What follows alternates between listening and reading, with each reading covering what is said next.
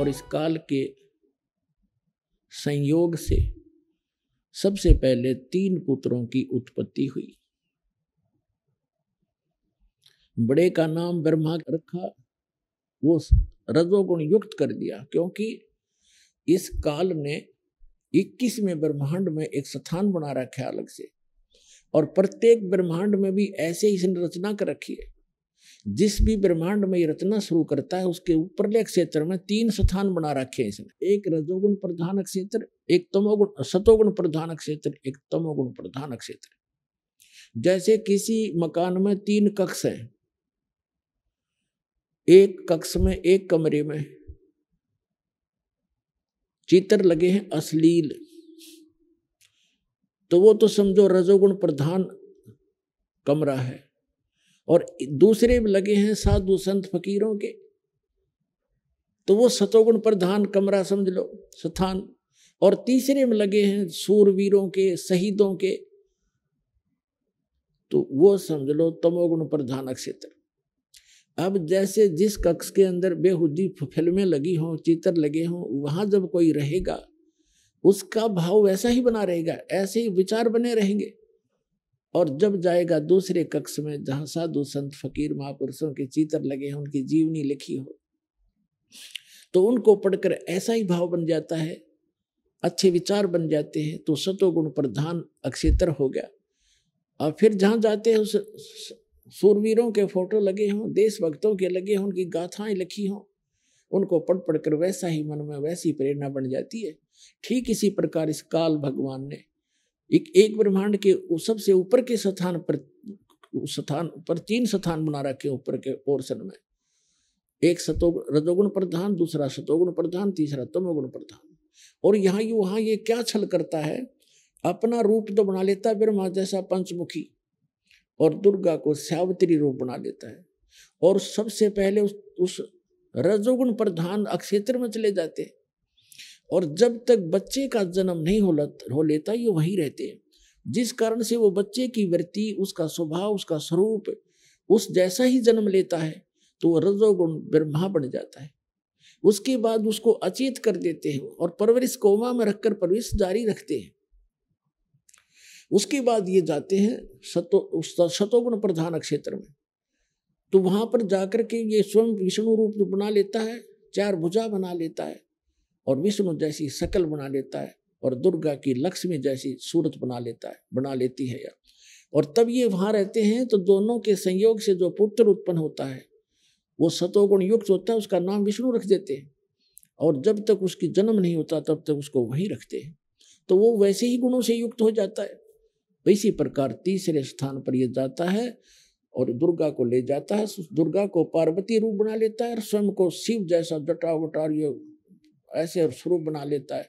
तो वो लड़का फिर वैसी ही सूरत का उत्पन्न होता है, और उसमें वही गुण हो जाते।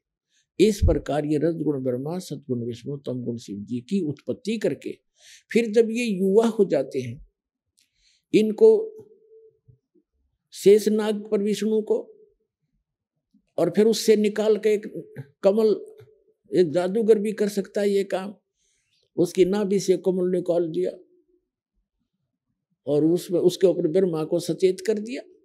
उधर शिव को वहां से ला करके सचेत कर दिया, वहां कैलाश पर्वत पर उन तीनों को इकट्ठा कर दिया। श्री देवी भागवत के 3 स्कंद में आपको अभी दिखाएंगे, उसके अंदर पूरा विवरण लिखा हुआ है। इन तीनों को इकट्ठा किया, विमान में बैठाया दुर्गा ने, विष्णु जी बेहोश पड़े थे, उसमें से एक देवी निकली, फिर वो सचेत हुआ, फिर आगे विमान में बैठा कर ले गए। वो लंबा प्रकरण है, अलग से बताएंगे। फिर क्या हुआ, इन तीनों को घुमा फिरा के और इनको अलग अलग द्वीप दे दिए, अलग अलग इनकी राजधानी बना दी। ब्रह्मा जी को ब्रह्मापुरी में बना दी, विष्णु जी को विष्णु लोक बना के वहां दे दिया, छोड़ दिया, शिव जी को शिवलोक बना के छोड़ दिया। अब तीनों का विवाह करना आवश्यक था। दुर्गा ने अपने ही वचन से 3 पुत्रियां उत्पन्न की और तीनों को समुद्र में गुप्त कर दिया अपने सिद्धि से, युवा लड़कियों को। और उधर से इन तीनों से कहा कि जाओ तुम सागर में। अच्छा, आकाशवाणी की उसने काल ने अपनी पत्नी से कहा कि आज से मैं प्रतिज्ञा करता हूं मैं कभी किसी के सामने अपने वास्तविक रूप में नहीं आऊंगा और मेरा भेद नहीं बताओगी किसी को। यदि तूने मेरा भेद बता दिया तो मेरे से बुरा नहीं होगा।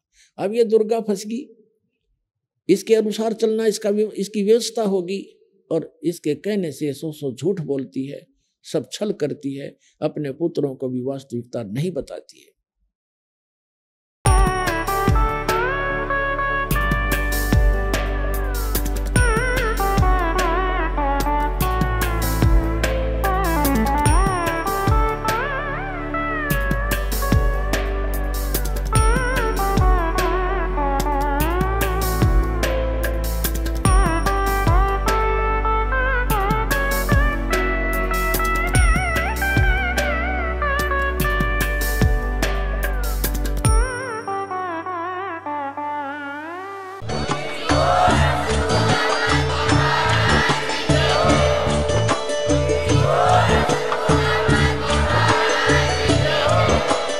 आप सुन रहे थे जगत गुरु तत्वदर्शी संत रामपाल जी महाराज जी के मंगल प्रवचन। अधिक जानकारी के लिए विजिट कीजिए हमारी वेबसाइट www.jagatgururampalji.org। संत रामपाल जी महाराज जी के शुभ आशीर्वाद से पूरे विश्व भर में 500 से भी ज्यादा नाम दीक्षा केंद्र हैं, जिन पर संत रामपाल जी महाराज जी द्वारा ऑनलाइन निशुल्क नाम दीक्षा दी जा रही है। अपने नजदीकी नाम दीक्षा केंद्र का पता करने के लिए संपर्क करें 8222880541।